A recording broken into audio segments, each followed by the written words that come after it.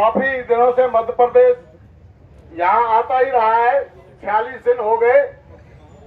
इन्होंने अपनी यात्रा 46 दिन पहले से ही चालू कर दी थी और अब हमारे बीच में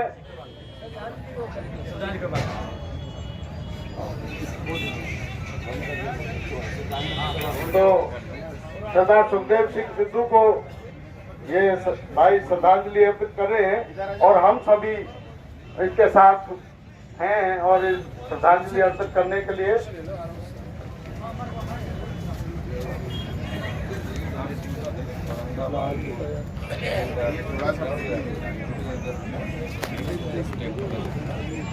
हो जाओ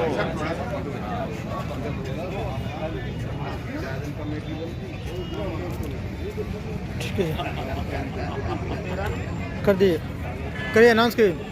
तो हम इन मध्य प्रदेश के जत्थे को जिला अशोकनगर से जो आया है इनको बहुत बहुत इनका अभिनंदन, इनका स्वागत, इनका धन्यवाद करते हैं। कहना है जो किसान प्रोटेस्ट में बैठे हैं, किसान जो प्रोटेस्ट कर रहे हैं वो किसान पहले तो है नहीं, और अगर है भी तो पंजाब हरियाणा कुछ सिलेक्टेड स्टेट के हैं, लेकिन आज वो कहावत शायद कि यहाँ पे उसके मुंह पे तमाचा, सरकार के मुंह पे तमाचा करने के लिए साबित यहाँ के एमपी से आए हुए कुछ किसान हैं वो साबित कर देंगे, क्योंकि ये चीज़ें आज यहाँ पे खड़े हैं और पलवल बॉर्डर पे हैं। ये लोग खुद बता रहे हैं अपने आप को किसान।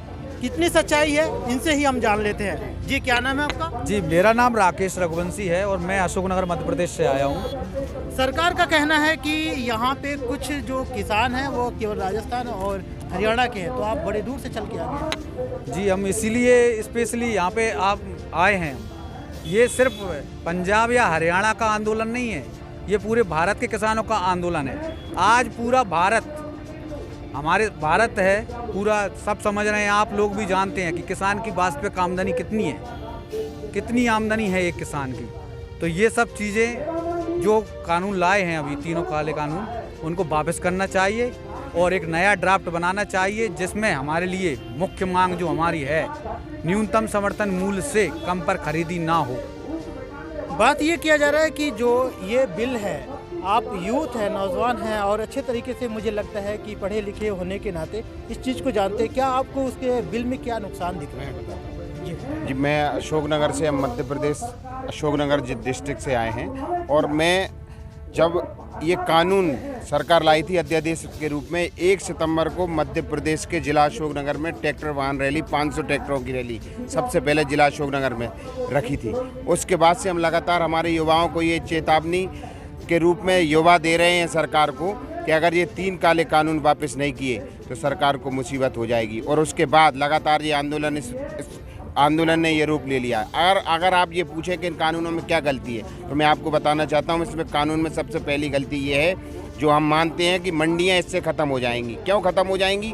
कि मंडियों में टैक्स लग रहा है 6% हमारे मध्य प्रदेश में, और मंडियों के बाहर सरकार ने ये नियम लागू कर दिया है कि जो व्यापारी बाहर से अडानी अंबानी जो बाहर खरीदेंगे उन पर कोई टैक्स नहीं लगेगा। उन पर टैक्स क्यों नहीं लगेगा? उनके लिए छूट इसलिए दी गई है कि अगर कोई भी व्यापारी या बड़े बड़े उद्योगपति सिर्फ एक मंडी में खरीद सकते हैं, जबकि पैन कार्ड धारी अगर खरीदेगा तो वो सारी मंडियों में खरीदेगा। तो आप बताइए ये कानून हमारे लिए है या किसान व्यापारियों के लिए है? उसमें नंबर दूसरा है आपका जो भंडारण की सीमा।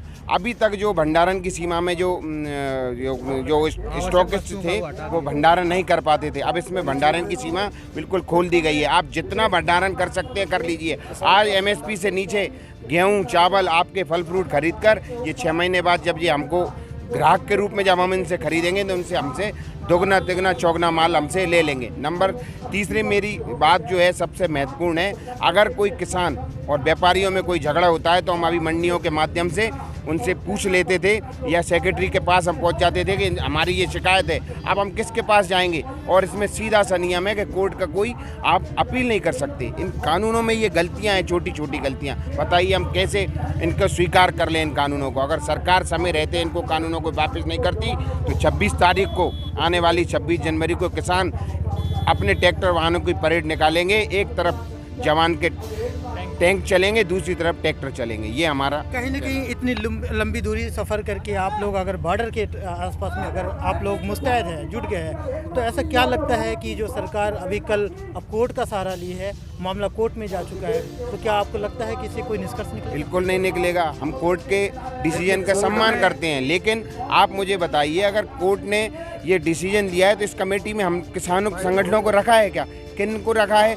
जो आपके जो 4 लोगों को रखा है, उनमें से चारों लोग इस किसान जो बिल है इसका समर्थन करते हैं। और किसानों की जो मांग है, जो किसान संगठन कह रहे हैं कि इसको रिपील कीजिए, तो वो ऐसे कौन से संगठन हैं जो इनको कमेटी में रखा है? तो इसका हम बिल्कुल पुरजोर विरोध करते हैं। किसानों की सिर्फ एक ही मांग है, न्यूनतम समर्थन मूल्य दे दीजिए हमें, और आपको काले कानून वापस कर लीजिए। आप सारे यूथ जब खड़े हो तो मैं जानूं कि आप क्या जानते हैं कानून के बारे में? जो मोदी सरकार कानून लाई है, इससे सिर्फ क्या किसानों के लिए नहीं है, ये देश की 80% जनसंख्या के लिए है। अगर हम सोच रहे हैं कि इस कानून से सिर्फ किसानों पे फर्क पड़ेगा, बिल्कुल ऐसा कुछ नहीं है।